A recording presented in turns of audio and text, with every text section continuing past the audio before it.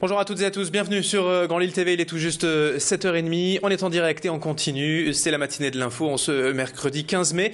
Toute l'actualité à retenir aujourd'hui dans la métropole lilloise, en images et en 7 minutes.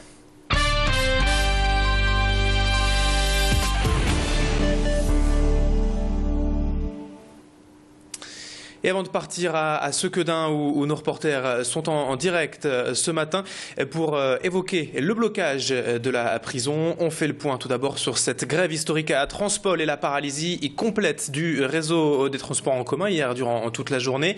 Et le mouvement qui est reconduit d'ailleurs aujourd'hui et donc toujours pas de transport, ni métro, ni tramway, ni bus attendu aujourd'hui dans la métropole lilloise, faute d'accord trouvé entre la direction et les syndicats. Il faut donc s'attendre à une nouvelle journée de galère dans les transports en commun de l'agglomération. Hier, rien n'a circulé. La situation a très rapidement, dès hier matin, viré au cauchemar pour des milliers d'usagers. Toute la journée, les mêmes scènes d'attente et d'incompréhension aux abords des stations de métro, des Véliles pris d'assaut ainsi que les taxis. Et sur les routes, la circulation a également été très compliquée hier en conséquence, notamment aux heures de pointe, avec beaucoup plus de monde que d'ordinaire en voiture. Alors malgré une dernière réunion hier vers 17h, aucun accord n'a été trouvé pour sortir de cette grève. Un conflit qui, je vous le rappelle, oppose la direction de Transpol et les syndicats sur la question des salaires principalement. Notez par ailleurs que l'entreprise a lancé une action en justice en référé contre les grévistes hier pour entrave à la liberté du travail. En tout cas, sachez que la priorité en cas de reprise du trafic en ce mercredi, mais on en doute franchement, sera donnée à la ligne 1 du métro. Et comme d'habitude, toutes les informations seront à retrouver sur transpol.fr et sur notre antenne de Grand Lille TV tout au long de cette journée. Retour déjà sur les revendications des salariés avec ce représentant syndical CGT Mohamed Fari, suivi des explications du DRH de Transpol, Jérôme Gosselin. Tous les deux étaient en direct hier sur notre antenne et au micro d'Olivier Milleville.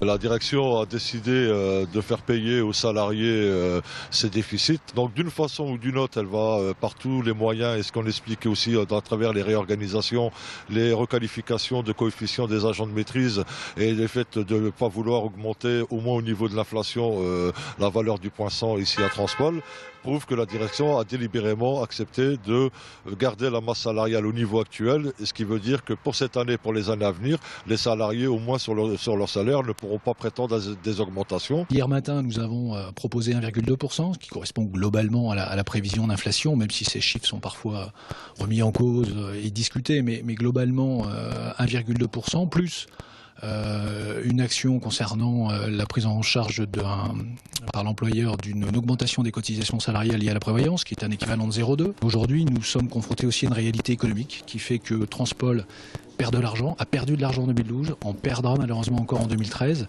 Et cette proposition nous paraît raisonnable eu égard au contexte.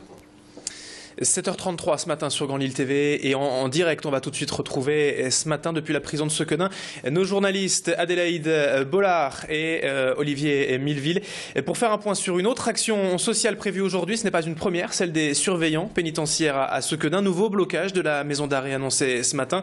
Alors Olivier, on fait le point sur la situation en cette matinée avec vous. Oui, tout à fait, Adrien. C'est donc la deuxième fois depuis l'évasion de Redouane Faïd il y a un mois, la deuxième fois que la prison de Sequedin est bloquée totalement, comme va nous montrer Adélaïde Bollard. Comme le 6 mai dernier, une centaine de surveillants pénitentiaires en tenue sont venus poser 2 barrages de palettes, donc empêchant tout véhicule de rentrer et de sortir de la prison. Il y a eu aussi un débrayage de 15 minutes à la prise de fonction à 7 heures à l'intérieur du service à l'intérieur de la prison. Pour m'en parler un peu plus précisément et notamment sur leurs revendications, Étienne Dobremet, secrétaire régional de l'UFAP, les revendications restent les mêmes. Un mois après l'évasion de Redouane Faïd, vous n'avez toujours pas de réponse. Écoutez, on a eu une réunion hier avec la direction locale. On a en partie des réponses concernant les travaux au niveau des parloirs et de la sécurisation de la zone. On a un accord de principe de la part de l'administration centrale. Maintenant, pour ce qui est des autres revendications en termes d'apport de personnel, en termes de sécurisation du domaine pour empêcher les parachutages, en termes de sécurisation de la porte d'entrée, on n'a pas de réponse. Et après, au niveau national, en ce qui concerne l'article 57 de la loi pénitentiaire, nous faisons défaut vis-à-vis des fouilles. On n'a toujours pas de réponse de la part du ministère. Alors vous venez de le dire, hein, votre cible, c'est le ministère. On peut lire sur la porte d'entrée en grand, en lettres capitales, Taubira, la démission, c'est maintenant. Les slogans changent, mais les demandes restent toujours les mêmes. Vous êtes inquiet et vous êtes en colère que vous n'ayez pas de réponse ou de prise de considération de vos demandes par le ministère? Écoutez, au vu de ce qu'on a vécu le 13 avril, puisque Mme Taubira a dit qu'on avait frôlé le drame, je le dis et je le répète, on n'a pas frôlé le drame, on a vécu un véritable drame. Et d'ailleurs, les stigmates sont encore bien présents dans les esprits de chacun. Pour l'instant, on n'a pas d'annonce, on n'a pas d'effet d'annonce, en tout cas vers une position de la ministre qui vise une politique ambitieuse pour l'administration pénitentiaire.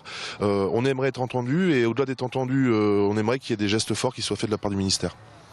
Là, vous allez bloquer toute la journée? Eh ben, écoutez, on va bloquer jusqu'à temps qu'on soit délogé. Si jamais on venait être délogé par les forces de l'ordre, en tout état de cause, pour l'instant, l'établissement est complètement paralysé. Voilà, la prison de Sequedin ce matin, donc pour la deuxième fois depuis l'évasion de Redouane Faïd, est bloquée totalement.